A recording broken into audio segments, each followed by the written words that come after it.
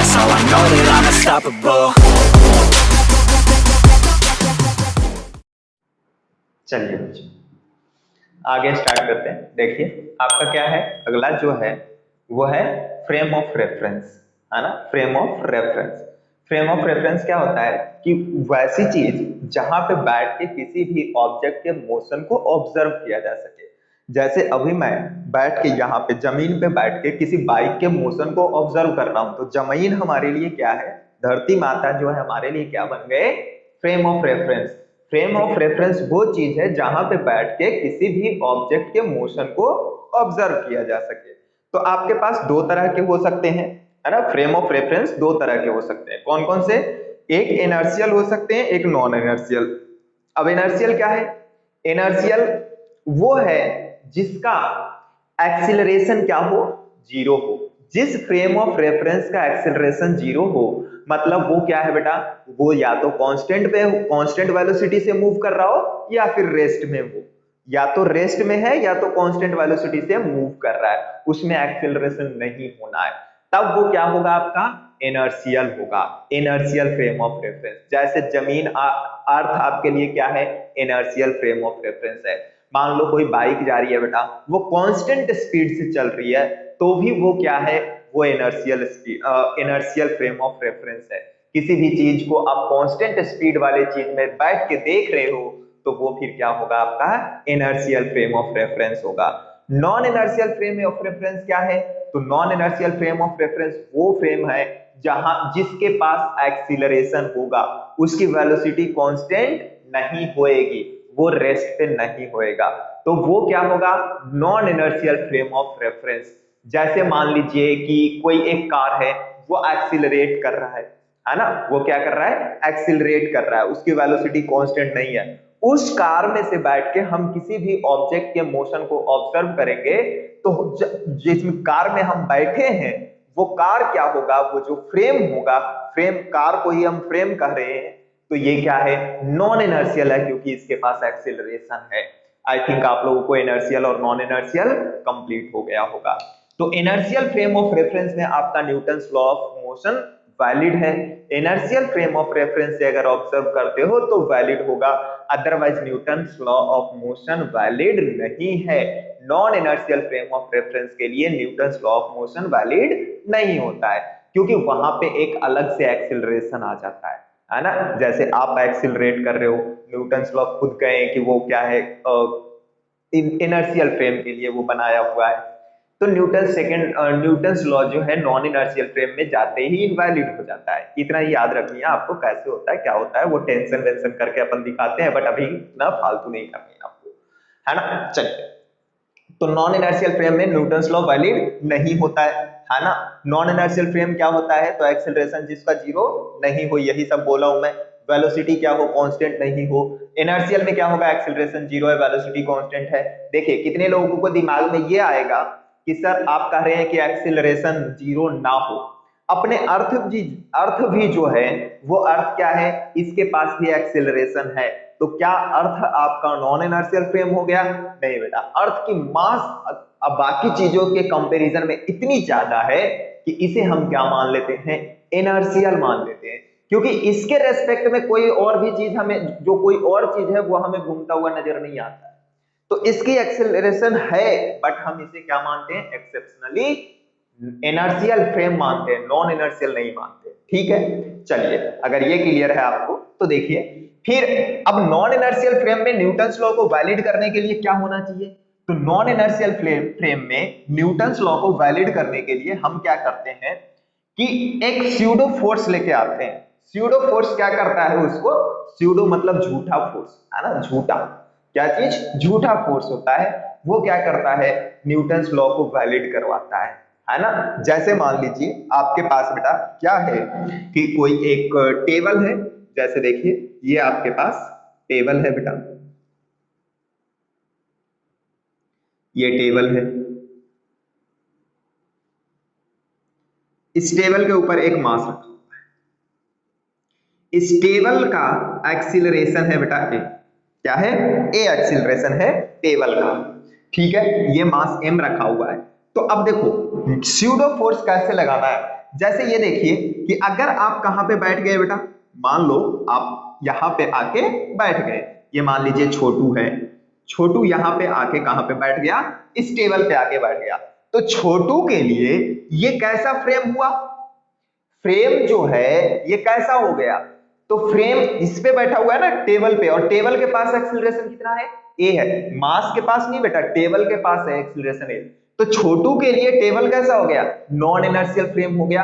अब non inertial frame होता है तो यहां न्यूटन सेकंड लॉ वैलिड नहीं होता है, तो इसके लिए आपको क्या करना पड़ता है, इसके लिए आपको न्यूटन सेकंड लॉ वैलिड करवाना पड़ता है। उसके लिए आप क्या लाते हो, स्यूडो फोर्स लाते हो, है ना, PSEUDO, स्यूडो फोर्स। ये होता क्या है, तो एक नॉन इनर्शियल में न्यूटन लॉ को वैलिड करवाने के लिए फोर्स यूज किया जाता है। ये हमेशा हमेशा always acts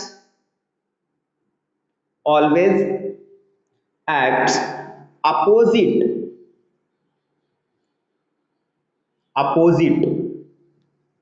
to the acceleration of frame, है ना, फ्रेम के हमेशा अपोजिट में लगेगा बेटा, फ्रेम का जो एक्सीलरेशन होगा उसके अपोजिट में, ध्यान रखना क्या चीज, जिधर फ्रेम का एक्सीलरेशन है उसके अपोजिट में लगेगा, है ना, उसके अपोजिट में, मतलब इधर की तरफ लगेगा बेटा, ब्लॉक पे जो लगेगा वो इधर की तरफ लगेगा। इसको देखने से ये छोटू देखेगा इस पे, तो इस पे एक फोर्स लगता हुआ नजर आएगा, और वो कितना होगा, तो स्यूडो फोर्स होगा, स्यूडो फोर्स होगा। वैल्यू कितना होगा इसका, तो ये होगा मास इनटू एक्सीलरेशन। तो मास किसका है, जिसको हम देख रहे हैं, जिस बॉडी को हम ऑब्जर्व कर रहे हैं उसका, तो बॉडी का मास है। और एक्सीलरेशन क्या है, तो फ्रेम ऑफ रेफरेंस का एक्सीलरेशन है, फ्रेम ऑफ रेफरेंस का एक्सीलरेशन है। बॉडी के जस्ट किधर लगेगा, किधर डायरेक्शन किधर होगा इस स्यूडो फोर्स का, तो स्यूडो फोर्स का डायरेक्शन होगा फ्रेम ऑफ रेफरेंस के एक्सीलरेशन के अपोजिट डायरेक्शन में। जैसे फ्रेम ऑफ रेफरेंस का एक्सीलरेशन इधर है तो स्यूडो फोर्स इधर लगेगा, है ना। कितनी वैल्यू होएगी, तो मास इनटू एक्सीलरेशन, किसकी एक्सीलरेशन, तो फ्रेम ऑफ रेफरेंस की एक्सीलरेशन, मास किसका, तो जिस बॉडी को आप देख रहे हो उसका मास, ठीक है। और ये हो जाएगा कितना, किस बॉडी को देख रहे हैं, छोटू को, तो m इनटू एक्सीलरेशन किसका, फ्रेम ऑफ रेफरेंस का, तो इसके ऊपर इधर की तरफ एक क्या आ गया, स्यूडो फोर्स आ गया, ठीक है। ये है आपका स्यूडो फोर्स। अब देखिए आगे सवाल करिए। अब क्या है, अब बहुत कुछ जान गए स्यूडो फोर्स के बारे में, इनर्शियल नॉन इनर्शियल फ्रेम के बारे में, कि इनर्शियल फ्रेम क्या होता है जिसके पास कोई एक्सीलरेशन नहीं होता, नॉन इनर्शियल फ्रेम क्या होता है जिसके पास एक्सीलरेशन होता है ना। इनर्शियल फ्रेम में आपका न्यूटन सेकंड लॉ वैलिड होता है, नॉन इनर्शियल फ्रेम में आपका न्यूटन सेकंड लॉ वैलिड नहीं होता है। इस तरह से बातें सभी जान गए, किधर की तरफ अगर वैलिड करवाना है तो हमें क्या लगाना पड़ता है, स्यूडो फोर्स लगाना पड़ता है, जिससे न्यूटन लॉ वैलिड होता है आपका नॉन इनर्शियल फ्रेम में। और क्या है, तो उसके लिए स्यूडो फोर्स की वैल्यू कितनी होती है, तो स्यूडो फोर्स का जो वैल्यू डायरेक्शन होता है वो हमेशा फ्रेम ऑफ रेफरेंस के एक्सीलरेशन के अपोजिट डायरेक्शन में होता है। और उसकी वैल्यू कितनी होती है, तो जिस बॉडी को हम देख रहे हैं उस बॉडी का mass into acceleration of frame of reference, किसी और चीज का एक्सीलरेशन नहीं बल्कि acceleration of frame of reference.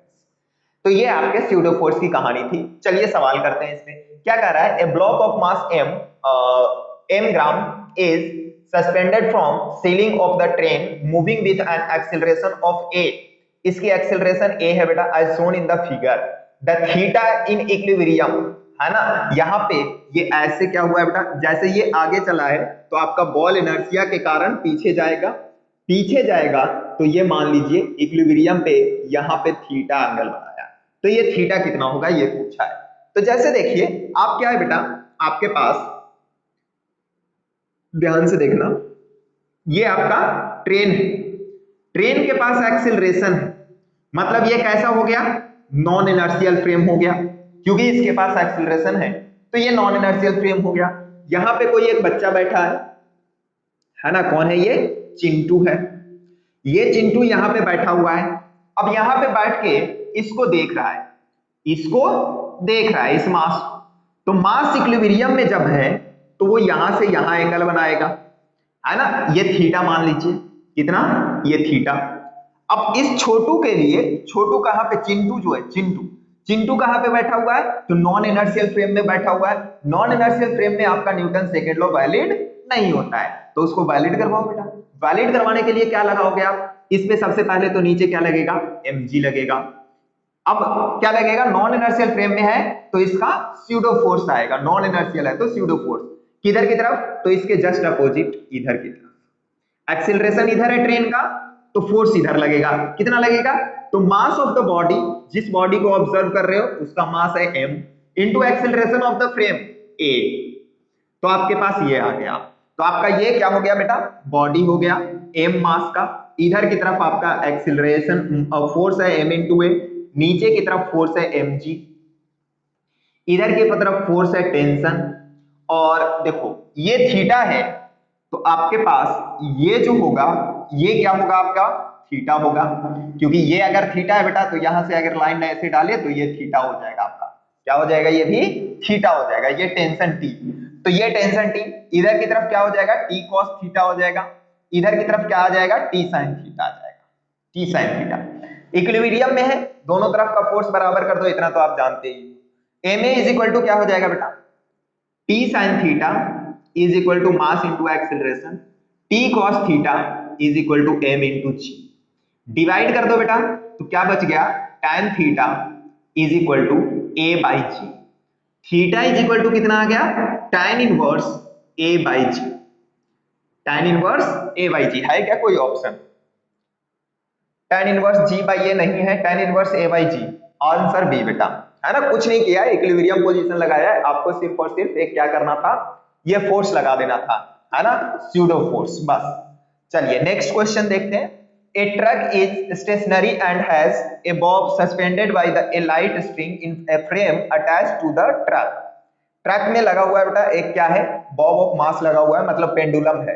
The truck suddenly move to right, right की तरफ अगर सडनली मूव कर रहा है, देखो राइट की तरफ मूव कर रहा है, जैसे मैंने ये ट्रक मान लिया बेटा, ये ट्रक मान लिया, यहां से कोई एक पेंडुलम लगा हुआ है, ये राइट की तरफ मूव कर रहा है, आगे की तरफ, है ना, आगे की तरफ राइट की तरफ मूव कर रहा है, with an acceleration a, same acceleration से मूव कर रहा है बेटा, दोनों सवाल के समझना, सेम एक्सीलरेशन से मूव कर रहा है ना, with an acceleration a, the pendulum will tilt, pendulum किधर की तरफ मुड़ेगा, to left with theta is equal to tan inverse इतना, लेफ्ट की तरफ मुड़ेगा, ये तो पहले ही खुद ही कह दिया है कि ये लेफ्ट की तरफ मुड़ेगा, है ना। अगर राइट भी रहता तो भी आप चेक कर लेते कि क्या होता बेटा, अगर ये आगे की तरफ जा रहा है, राइट की तरफ जा रहा है, तो वो लेफ्ट की तरफ मुड़ेगा, किधर की तरफ, अगर ऐसे जा रहा है आपका ट्रक तो पेंडुलम ऐसे मुड़ेगा। जैसे ट्रक कभी देखोगे कहीं भी किसी गाड़ी में अपन बैठते हैं बेटा, तो बहुत तेजी से अगर गाड़ी आगे बढ़ती है ना तो अपन पीछे की तरफ हो जाते हैं, ये इनर्शिया के कारण होता है, क्या होता है, इनर्शिया के कारण। तो सेम सवाल है बेटा, पूछा है थीटा कितना होगा, है ना, विथ थीटा, है ना, पीछे की तरफ होगा लेफ्ट तो पता ही चल गया, फिर थीटा पूछा है, अरे थीटा अभी तो निकाले हो बेटा, सेम सवाल है, बस ट्रेन के जगह पे ट्रक कर दिया है, ट्रेन के जगह पे ट्रक कर दिया है। थीटा कितना हो गया, tan inverse a by g, tan inverse a by g, मतलब बी आंसर इज करेक्ट। ये उड़ीसा नीट 2019 में पूछा है, नीट 2019 में पूछा गया उड़ीसा, है ना। तो चलिए इसको लिखिए, आगे देखते हैं, इसको लिखो और भी सवाल करते हैं अभी। चलिए आगे देखते हैं। जैसे देखो अब क्या है, बेज का बेज का आता है क्वेश्चन आपके पास, है ना, किसकी क्वेश्चंस आते हैं, बेज के, कि वेज का क्वेश्चंस कैसे होते हैं। जैसे देखिए मान लीजिए आपके पास एक वेज है, उसके बाद बेटा ये AIPMT में 2 क्वेश्चंस पूछे हैं वो करेंगे अपन, है ना। पहले ये देख लेते हैं कि जैसे आपके पास एक वेज है, ये एक वेज है बेटा इस तरह से, है ना, ये एक कोई ऐसे सिस्टम समझ सकते हो, इसकी इंक्लिनेशन मान लीजिए ये जो है ये एंगल थीटा है, और इस तरह से कोई एक मास m रखा हुआ है, इसमें क्या है, m मास रखा हुआ है ना। अब कह रहा है, कोई मान लो कि ऐसा सवाल है कि आपको कहा जाएगा कि इस वेज का एक्सीलरेशन निकालो, क्या निकालो, इसका एक्सीलरेशन निकालो, जिससे क्या हो कि ये जो m है, ये जो m मास है इस वेज के रेस्पेक्ट में रेस्ट में रहे हमेशा, इसके रेस्पेक्ट में ये m मास हमेशा रेस्ट पे रहे। ध्यान से सुनना, वेज के रेस्पेक्ट में आपका मास जो है वो रेस्पेक्ट में रहे, वेज के रेस्पेक्ट में मास कैसे रहे, रेस्पेक्ट में रहे, तब आपको एक्सीलरेशन ऑफ दिस ब्लॉक की बेज की एक्सेलरेशन निकालनी है। ब्लॉक तो एक्सेलरेशन करेगा ही नहीं क्योंकि वो रेस्ट में होगा। तो आपको क्या निकालना है, इसकी एक्सेलरेशन निकालनी है, इस बेज की कि कितनी एक्सेलरेशन हो जिससे कि ये वाली जो है ब्लॉक रेस्ट में रहे इसके रेस्पेक्ट में। इसके रेस्पेक्ट में है तो क्या करो बेटा, इसके ऊपर एक छोटू बैठा दो, है ना। इस बार क्या लगा दिए बेटा, छोटू लगा दिए। पहले भी छोटू ही था, अभी भी छोटू ही बैठेगा। तो छोटू है, मान लो इस वेज का एक्सीलरेशन आगे की तरफ ए है बेटा, क्या है, ए एक्सीलरेशन है। अब ये ए एक्सीलरेशन से ये ब्लॉक बेज आगे जा रहा है, तो इसके ऊपर देखो, जब ये छोटू देखेगा इसको, तो ये छोटू कैसा फ्रेम में है, वैसी फ्रेम में है जिसकी एक्सीलरेशन ए है, मतलब नॉन इनर्शियल फ्रेम में है। अगर नॉन इनर्शियल फ्रेम में बैठ के छोटू इस मास को देखेगा, तो ये मास पे क्या क्या इसको दिखेगा वो देखिए।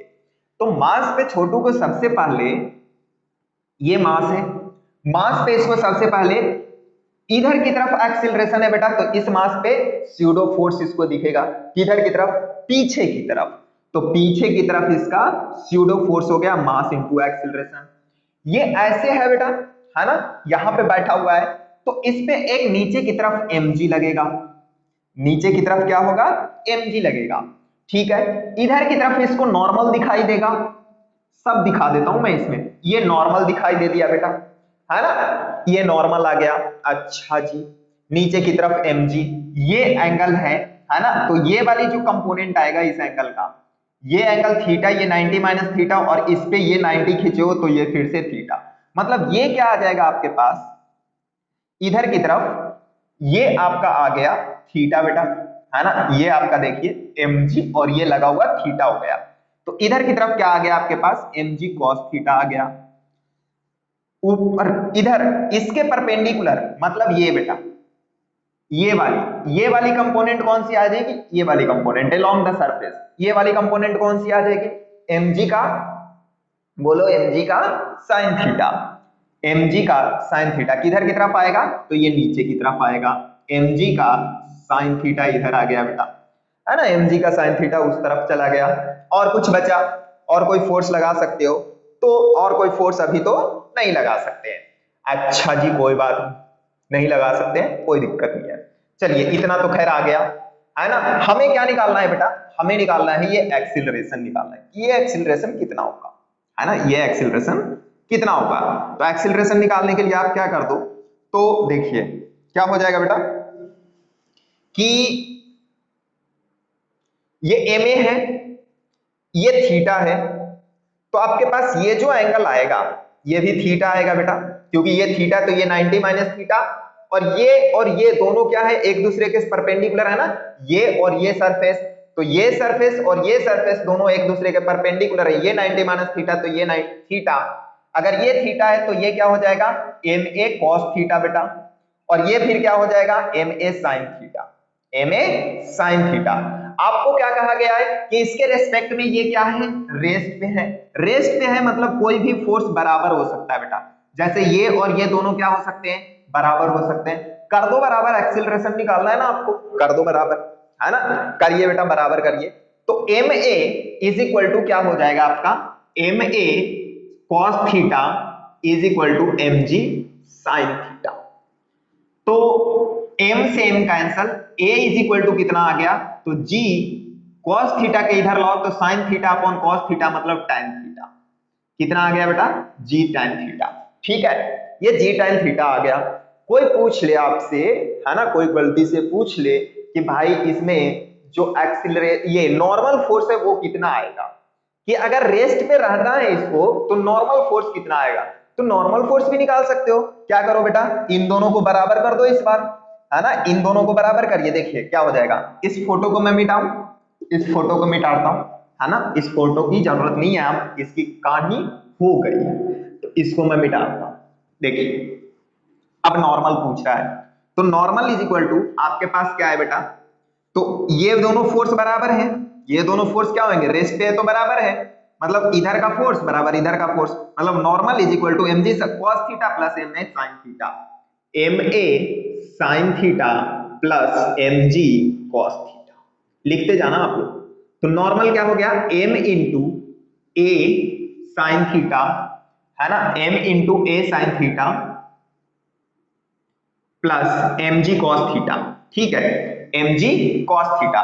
एक काम करता हूं, इसको मैं यहां से थोड़ा सा मॉडिफाई करता हूं। जैसे देखिए इसको a के जगह पे g tan थीटा लिखता हूं, a के जगह पे g tan थीटा लिखता हूं into sine theta plus mg cos theta, है ना। तो ये कितना मिल गया आपके पास, तो mg tan theta into sine theta क्या होता है बेटा, तो ये हो जाएगा sine square theta by cos theta. क्या चीज, sine square theta by cos theta हो जाएगा, है ना। देखिए mg tan theta sine theta, हाँ कितना आ जाएगा, sine square theta by cos theta. तो आपके पास ये आ गया sine square theta by cos theta plus mg cos theta, mg cos theta. यहां से क्या करो, mg कॉमन कर लो बच्चे, mg कॉमन किए तो इधर आ गया sine square theta plus cos theta, LCM भी ले लो, तो एलसीएम लेंगे तो इधर आ जाएगा cos square theta upon cos theta, नीचे में ये cos थीटा आ गया, sine square theta plus cos square theta is 1, तो आपके पास क्या आ जाएगा, तो ये आ जाएगा mg upon cos theta, mg by cos theta is equal to क्या आ गया आपके पास, नॉर्मल फोर्स आ गया। किया कुछ नहीं है बेटा, दोनों ये एक बार ये फोर्स बराबर करके एक्सेलरेशन निकाल लिया, ये फोर्स बराबर करके नॉर्मल निकाल लिया। अब आते हैं सवाल पे, आई थिंक आप लोगों को वेज का कहानी क्लियर है। तो अब आए सवाल पे बेटा, क्या कह रहा है, a mass m is placed on a very smooth wedge resting on a surface without friction. Once the mass is released, the acceleration to be given to the wedge so that m remains at rest. देखो फिर से वही कहानी आ गई कि कोई एक क्या है, एक वेज है, इसके ऊपर क्या रखा हुआ है, मास m रखा हुआ है, इंक्लाइनेशन थीटा दिया हुआ है, फ्रिक्शन लेस सरफेस है, तो इस वाले वेज को कितनी एक्सेलरेशन दिया जाए, इस वाले वेज को कितनी एक्सीलरेशन दिया जाए जिससे कि ये वाला क्या रहे, ये रेस्ट पे रहे। तो क्या करोगे आप, छोटू को बैठाओ अंदर जैसा कि ये है बेटा, तो सेम सिचुएशंस यहाँ पे हैं, सब चीज इक्वेट करो बेटा, यहाँ पे फोर्स लगाओ, यही चीज आया, सेम सवाल बेटा जो हमने किया है, सेम सवाल है ना। तो एक्सीलरेशन कितना आया इसमें, जी tan थीटा, आंसर है क्या आपका, आंसर किधर की तरफ दिए थे, एक्सीलरेशन का डायरेक्शन भी पूछ रहा है, तो डायरेक्शन आपने आगे की तरफ मान लिया था ना एक्सीलरेशन का, तभी तो आपने एम ए की पीछे की तरफ माना था, तो आगे की तरफ मतलब राइट में a is equal to g sine theta, नहीं भैया जी tan थीटा लेफ्ट में पूछ रहा है ना, आपका क्या आना चाहिए, राइट में है, अरे ये जी tan थीटा ही लिखा हुआ है, ये जी tan थीटा है, जी tan थीटा है ना, जी tan थीटा आपका ए आंसर है, बी आंसर है, सॉरी बी आंसर है, एआईपीएमटी 1998 में पूछा है। फिर क्या कहा है अगली question, a block of mass m is placed on a smooth wedge of inclination theta, the whole, इधर लिखा हुआ है, the whole system is once accelerated, sorry, whole system is accelerated horizontally so that block does not slip on the wedge, ये block slip नहीं करना बेटा, फिर से वही चीज है ना, for the force exerted by the wedge on the block will be, force exerted by the wedge on the block is called normal force। क्या हमने नॉर्मल फोर्स भी निकाल रखा है बेटा, mg upon cos theta, D answer, क्या बेटा D answer. तो हमने सॉल्व किया बेटा, हमने थियरी देखी इसकी, आंसर दोनों के क्वेश्चन के आ गए, आंसर दोनों क्वेश्चन के आ गए। तो इस तरह से आप बहुत आसानी से ये सब सवाल को डील कर सकते हो, है ना। इसमें कोई तकलीफ है तो बताइए।